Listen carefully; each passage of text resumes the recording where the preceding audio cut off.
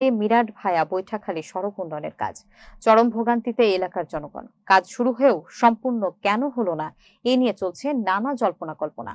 নওগাঁ জেলা প্রতিনিধি রেজাউল করিম রাকিবের প্রতিবেদনে বিস্তারিত। উঁচু নিচু আর এবড়ো থেবড়ো এই মাটির রাস্তা দিয়ে চলছে গাড়ি, কখনো বা কোনো গাড়ি চলছে না রাস্তায়, তাই বিপাকে পড়তে হচ্ছে স্কুলগামী শিক্ষার্থীদেরও।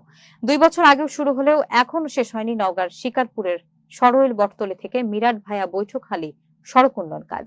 নওগাঁ সদর উপজেলা থেকে রাজশাহী এবং নাটোরের এই আঞ্চলিক সংযোগের রাস্তাটি সংস্কার না হওয়ায় চরম বিপাকে পড়েছেন 3টি উপজেলার কয়েক লক্ষ মানুষ।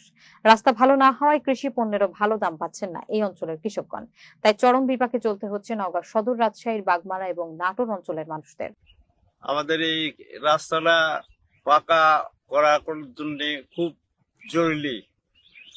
আর এই রাস্তার ডানি পার্শ্বে বাম পার্শ্বে খুব জমি জায়গাতে আছে, সেই জমি জায়গাতে ক্ষেত ফসল তোলার খুব সমস্যা হয়ে যায়। সমস্যা হয়ে যাওয়ার কারণে আমরা অনুরোধ করতেছি যে এই রাস্তাটা পাকা করণে হোক। রাস্তা এমন অবস্থা, কোনো গাড়ি ঘোড়া যাওয়ার মতো উপযুক্ত না। ঠিক আছে, এখানে অতি তাড়াতাড়ি সংস্কারের দরকার। এই রাস্তা মাটি ভরাট দিয়ে পাকাকরণ দরকার। এখানে প্রচুর লোকজন চলাফেরা করে, মনে করেন বান্দাইখানা, তারপর নওগাঁতে যাওয়ার জন্য এই রাস্তাটা খুবই গুরুত্বপূর্ণ। এবং এই গুরুত্বপূর্ণ রাস্তাটা অতি তাড়াতাড়ি সরকার বা উদ্বোধন কর্তৃপক্ষ এটা সংস্কার করা জরুরি এবং অল্প দিনের মধ্যে। এই রাস্তা আমাকে খুব দুর্যোগ। এই রাস্তাটা যদি উন্নত মান হয়, আমাদের চলাফেরা রাজশাহী পর্যন্ত লগ্ন লাইন, আমরা সবসময় যেতে পারি, আসতে পারবো। রাস্তাটা হলে আমরা এই এলাকার লোক মনে করে সোনায় সোহাগা চলাফেরা করতে পারবো। এই রাস্তার কাজ মোটামুটি কাজ শুরু হয়ে গেছিল। শুরু হয়ে যাওয়ার পরে কিছুদিন হয়ে গেল কাজটা বন্ধ ছিল। কি কারণে বন্ধ হচ্ছে সেটা আমরা বলতে পারছি না গো।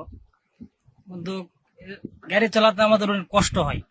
যেমন ভারী কোনো মালপত্র লিয়ে যেতে পারি না গাড়ি দিয়ে ভাঙ্গার কারণে।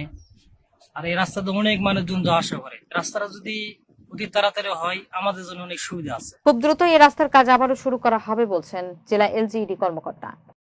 করার জন্য আমরা গেলাম, তখন এলাকাবাসী কাজে বাধা দেয়।